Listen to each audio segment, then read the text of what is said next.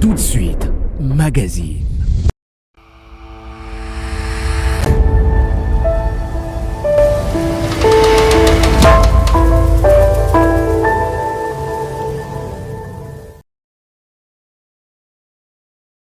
Merci de votre fidélité et bienvenue à ce magazine. On parlera aujourd'hui des formes de l'enseignement et cela se fera avec le professeur Jean-Jacques Abenguela qui enseigne.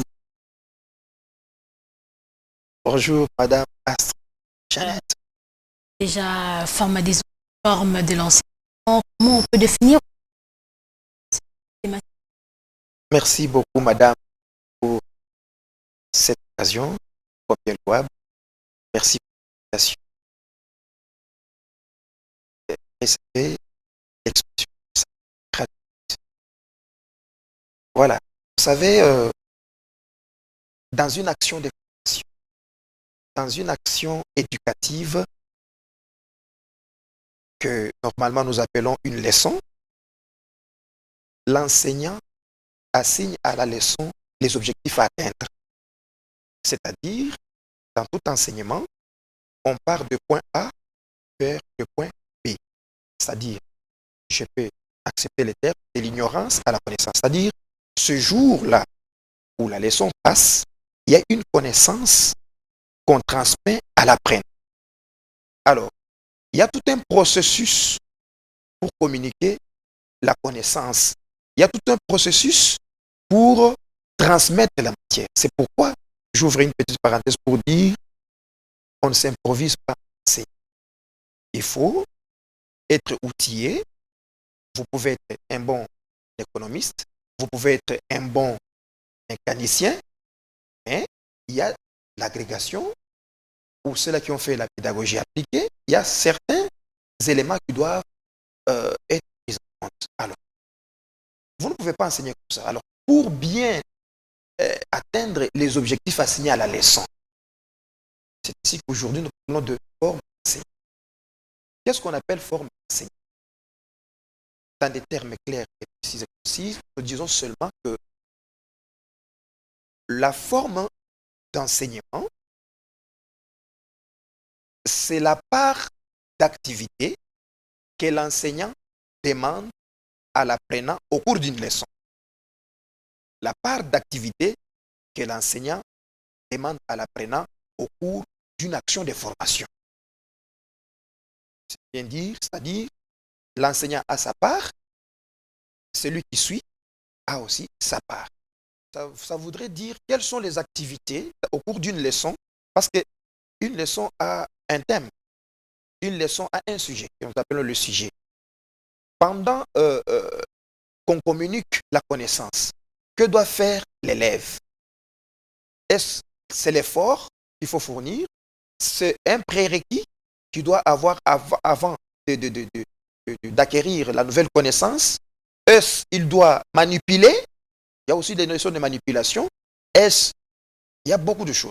L'enseignant, la transmission, pour faciliter cette transmission de matière ou pour communiquer la connaissance, l'enseignant comment il doit communiquer? Qu'est-ce qu'il doit faire? Qu'est-ce qu'il doit faire? Il doit être outilleux comment? Quelles sont les stratégies qui peuvent faire en sorte qu'il se comporte de manière à attirer l'intérêt de celui qui le suit? L'intérêt. Parce qu'aujourd'hui, vous pouvez vous tenir devant quelqu'un, vous donnez cours et ça devient une activité passive. Et personne n'a saisi quelque chose, personne. Et c'est ça, c'est pourquoi j'ai dit, ça va s'appliquer beaucoup davantage quand nous allons dans dans les sortes de formes. Okay. Donc, c'est-à-dire, d'une part, quand il y a une action de formation, c'est lui à qui on apprend, c'est lui à qui on doit avoir tout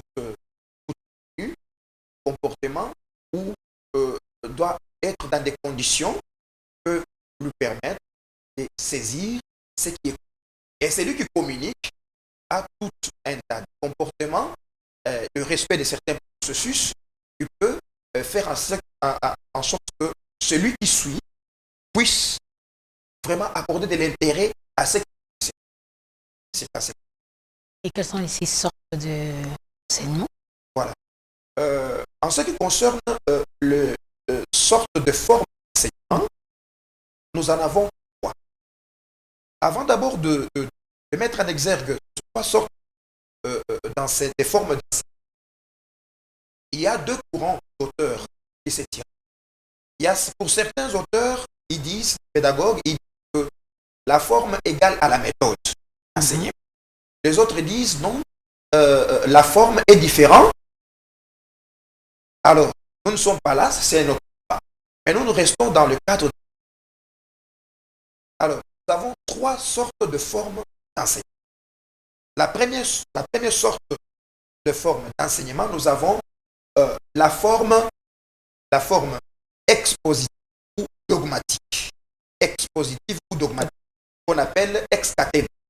C'est comme de la cathédrale où on fait que communiquer, vous ne faites qu'accepter. Deuxième forme, nous avons la forme socratique, qu'on appelle la forme interrogative. Socratique, c'est-à-dire, vous savez, il faut socratiser, connais-toi toi-même, c'est-à-dire à partir de questions.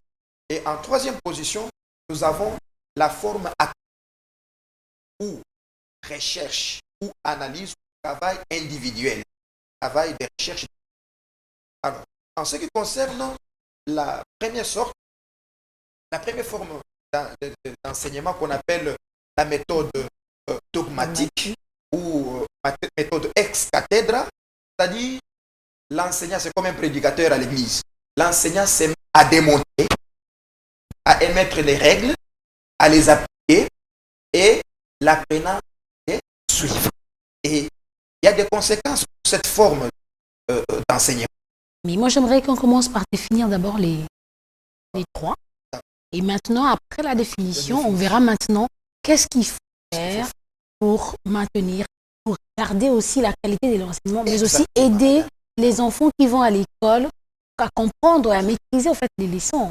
Alors, pour la méthode, là, c'est l'ambiance, mais il y a ce qu'on appelle en anglais, c'est-à-dire il y a échange, voilà, échange entre l'apprenant et l'enseignant.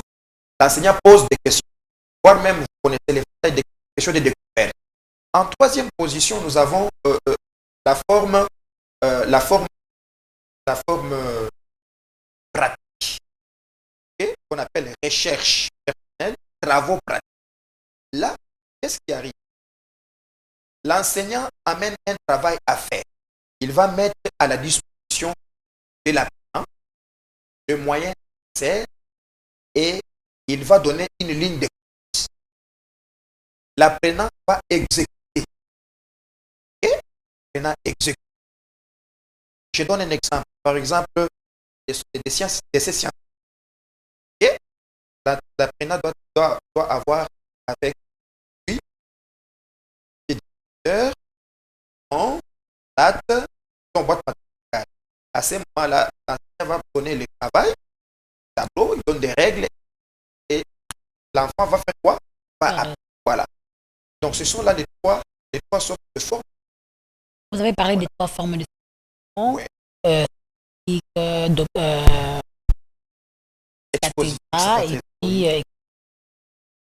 j'aimerais savoir qu'est-ce qu'il faut faire, quelle méthode, quelle sorte d'enseignement devrons-nous appliquer, à quel niveau d'enseignement. Commençons par qu'est-ce qui est mieux pour que les enfants puissent bien comprendre, pour les aider à évoluer, à atteindre un niveau, aller à l'université ou aller comme d'État. Parce que même si on voit les élèves de la maternelle, du primaire, du secondaire, c'est pas la même façon qu'on doit les enseigner. Comment doit-on faire? Qu'est-ce qu'il faut faire exactement? Ou quelle méthode doit-on, forme de l'enseignement, doit-on utiliser? Et graduellement comme ça, pour réussir notre enseignement, vous en tant qu'enseignant. D'accord, madame. Merci beaucoup pour la question si pertinente. Nous avons dit au début de cet entretien qu'il n'existait pas une leçon sans objectif. Ouais. C'est-à-dire, l'éducateur, à tous les niveaux, au niveau universitaire, il y a toujours des objectifs assignés à une activité, à une leçon ou à une activité de formation. C'est dira, par exemple, au terme de cette leçon, l'élève sera capable de... Alors, l'objectif, c'est quoi quand on organise une activité de formation?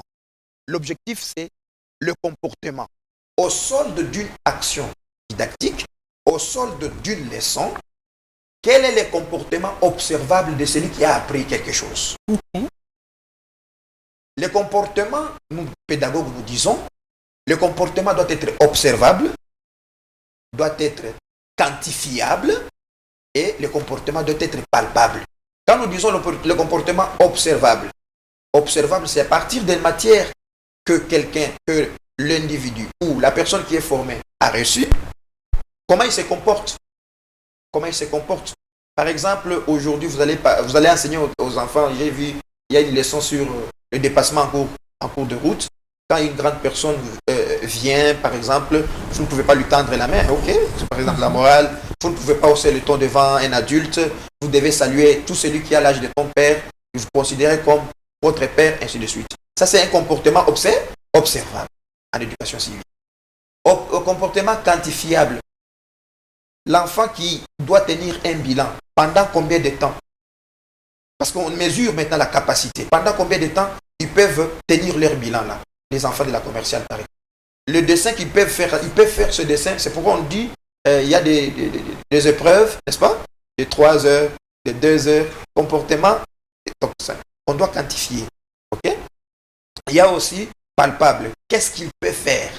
Donc, il y a les niveaux là. Donc, vous êtes en train de parler des niveaux. Les savoir-être, les savoir-faire, voilà, ainsi de suite. Alors, nous disons que pour atteindre au mieux les objectifs assignés à une action de formation, il faut nécessairement aussi que celui qui forme soit,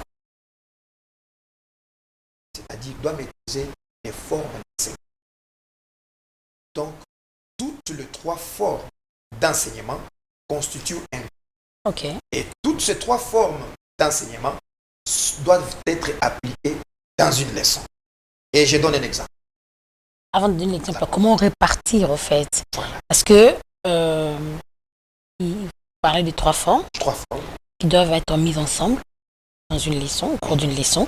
Comment répartir ces 3 formes au cours d'une leçon, par exemple pour les élèves du primaire?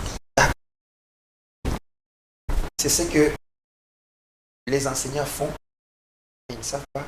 Si certains enseignants ne savent pas, c'est qu'ils font. Tous les comportements qu'ils affichent dans la salle de classe, ils appliquent les 3 formes. Et il faut chercher à les respecter et à chercher à les amplifier. Parce que des fois, les autres les appliquent avec légèreté. Vous avez une leçon. Par exemple, la leçon sur... prenons le dessin de la tête d'un individu. Ok?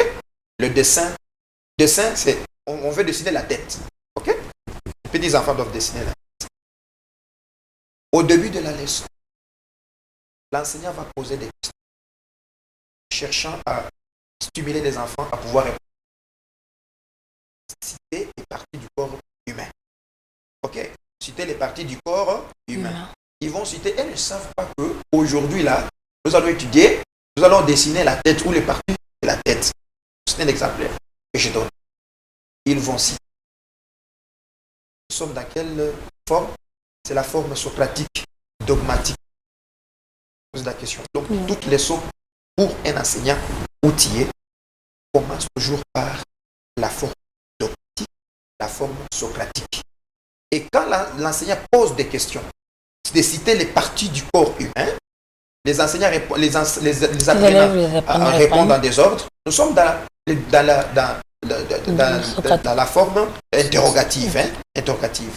Et quand maintenant l'enseignant commence maintenant à donner des règles à respecter, quand il faut tenir le bout du pavillon de l'oreille, comment on tient pour dessiner les yeux et qu'on sort, nous sommes dans ex cathedra exposite. Donc la leçon doit commencer par des petites questions, découvertes, et puis les lignes de conduite. Alors, en 3e position, qu'est-ce qui va se passer? Chaque enfant va faire quoi? Va dessiner. Alors, nous chutons dans quelle forme? La forme pratique. Voilà. Est-ce que, là j'ai très bien compris, Est-ce que actuellement ces formes sont respectées dans nos écoles? Je l'avais souligné au début de cet entretien. Je l'ai dit et je l'ai souligné au fort. J'ai mis en exergue, j'ai dit, on ne s'improvise pas enseignant. On ne s'improvise pas enseignant. Aujourd'hui, celui qui veut faire de l'aventure, il va dans l'enseignement. Or, ils doivent donner cours à ceux qui ont fait la pédagogie à l'humanité et la pédagogie, parce qu'ils ont toutes ces matières, on leur donne. Au niveau de l'université aussi, il y avait ce qu'on organisait souvent, on parlait de l'agrégation, c'est-à-dire vous êtes économiste, vous connaissez l'économie, mais vous devez connaître certains cours de pédagogie et des méthodologies d'enseignement. Alors tout ceci se fait dans nos écoles, il y a une certaine légèreté, parce qu'il y avait aussi, dans les temps, on parlait des encadreurs pédagogiques, on parlait des unités pédagogiques. C'est-à-dire, parmi les enseignants, il y a ceux-là qui ne sont pas tellement forts en pédagogie. Ok? Les enseignants peuvent se retrouver dans des unités pédagogiques pour échanger sur la méthodologie dans telle ou telle leçon.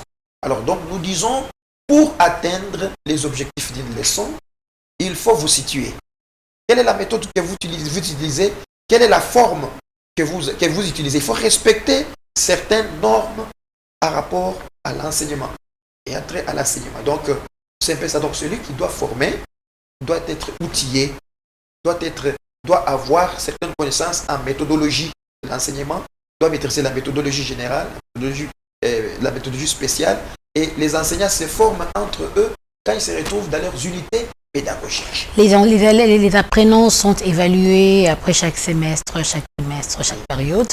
Est-ce que les enseignants eux-mêmes sont évalués par rapport à leurs prestations dans leur salle de classe, voir s'ils enseignent correctement et si les élèves comprennent, et si seulement ils sont évalués, comment ça se passe? Vous savez, il y a ce qu'on appelle des visites de classe. Oui. Les visites de classe, les directeurs, au niveau, il y a aussi les proviseurs, okay? Les autorités passent, l'autorité peut passer dans une salle de classe, n'est-ce pas, il se met derrière, en train de suivre une leçon. L'enseignant enseigne, après, il y a une note qu'on donne à l'enseignant. C'est une manière de suivre. Alors, moi, je me suis toujours dit, ce contrôle-là, c'est fait sporadique. Mais maintenant, à l'absence de l'autorité, qu'est-ce qui se passe? Qu'est-ce qui se passe? Je peux bien enseigner parce que, au fond, l'inspecteur est venu aujourd'hui. Mais à l'absence de l'inspecteur, qu'est-ce qui se passe? C'est pourquoi aujourd'hui, moi, je suis en train de réfléchir sur comment encore recourir au système des encadreurs pédagogiques dans les écoles. Encadreurs pédagogiques et mettre l'accent sur les unités pédagogiques. Parce qu'avec les unités pédagogiques, les enseignants de degré terminal, ok, ils se retrouvent. Ils vont discuter prévision des matières, évolution des élèves, ainsi de suite. Les enseignants de classe parallèle, ils se retrouvent. De la maternelle, ils se retrouvent. Aux humanités aussi, selon les options, ils se retrouvent, ils discutent dans leurs unités pédagogiques. Et apparemment, aujourd'hui, les unités pédagogiques sont négligées. Aujourd'hui, les visites des classes sont quasiment, je ne sais pas comment est-ce qu'on visite. Donc, en somme, moi j'ai dit, s'il y a un endroit où on ne devait pas jouer, c'est dans l'enseignement. Oui, parce que c'est la clé de toute chose. Pas de développement. Oui. Alors, là où on ne devait pas jouer, parce qu'aujourd'hui, quelqu'un qui a fait, je ne sais pas, la natation, je ne sais pas, en Europe, il vient pour se reposer, il est enseignant. Et il a les numéros matricules, et il prend la clé, il va donner cours. Vous comprenez? Qu'est-ce qu'il faut faire exactement? Parce que, comme vous venez de le dire, on constate qu'il y a plusieurs écoles qui naissent chaque année, et tout le monde est enseignant, parce qu'il n'y a pas de travail. Pour certains, comme ils disent, qu'est-ce qu'il faut faire exactement, surtout pour maintenir la qualité de l'enseignement? Parce que déjà au niveau de l'enseignement des bases, ça pose problème. Si là c'est raté, dire c'est foutu. Qu'est-ce qu'il faut faire exactement pour garantir au fait cette qualité de l'enseignement, mais aussi suivre de près ces enseignants qui dispensent les cours au niveau de l'enseignement de base? Moi, je dis que les responsabilités sont partagées. Et là, ça nous pousse à parler des mots qui rongent le système éducatif congolais. Nous devons d'abord respecter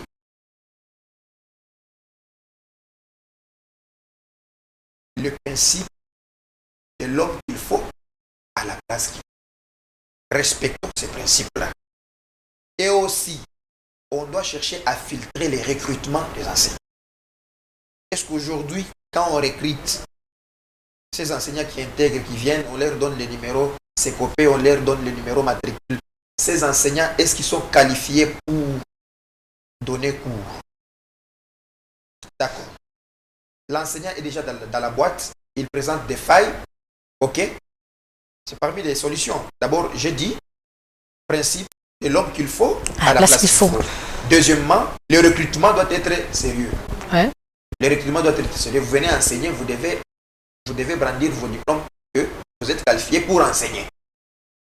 De trois, ceux qui sont déjà dedans, ok, dans l'arche de Noé, là où ils sont dedans, en train de donner cours, ceux qui sont déjà dedans, qui présentent des failles, les pistes de solutions, c'est chercher à revivre encore ce que nous avons connu dans les temps, l'agrégation, c'est-à-dire tous ces enseignants qui présentent des problèmes là, des séminaires, des formations, des séminaires de formation, ces enseignants de IT, je ne sais pas IT, Y, vont dans IT, il y a les inspecteurs qui sont venus, qui vont animer, il y a les séminaires. À ces moments-là, plus des formations. La formation, les enseignants vont en formation. Ils vont en formation aussi.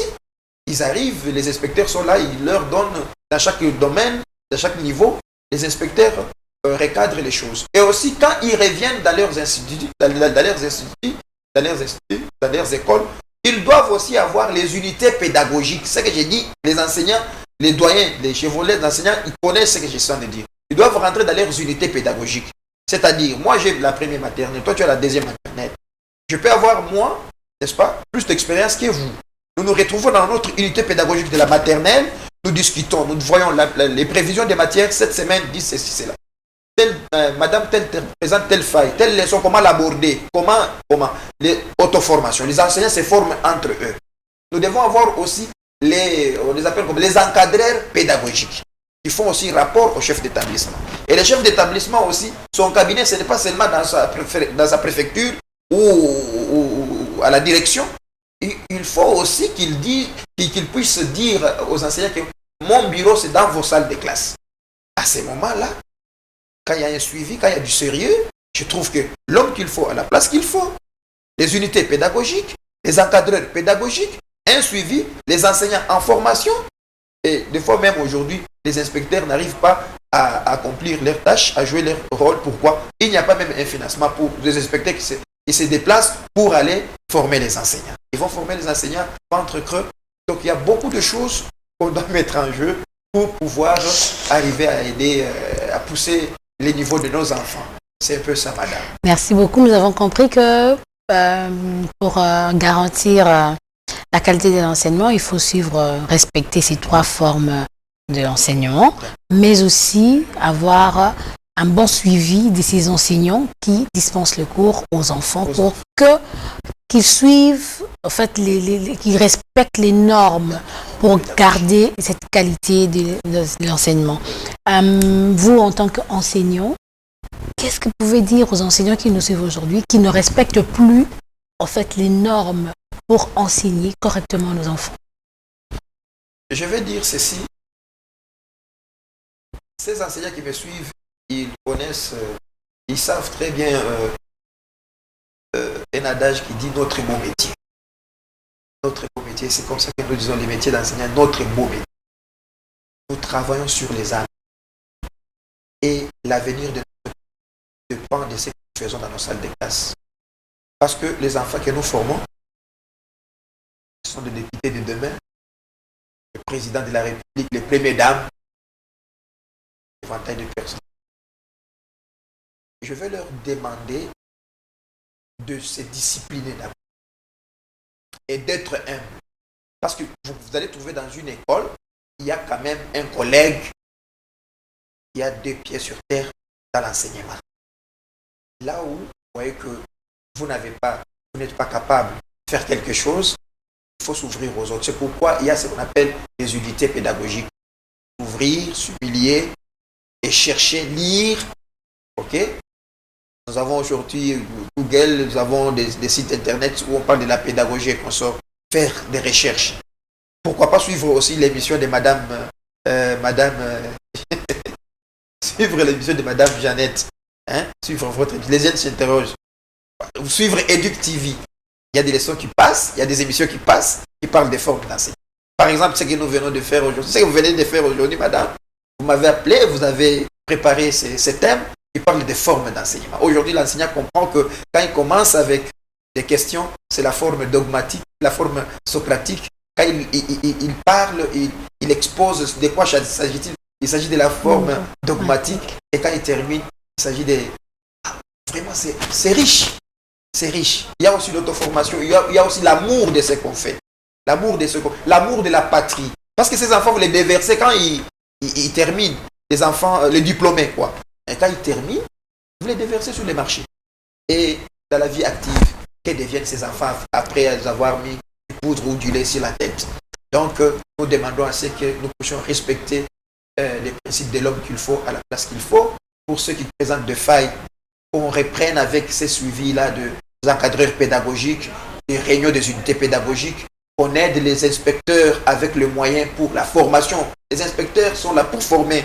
L'inspecteur n'est pas un policier. Quand il arrive, il trouve il y a des failles, il forme. L'inspecteur conforme.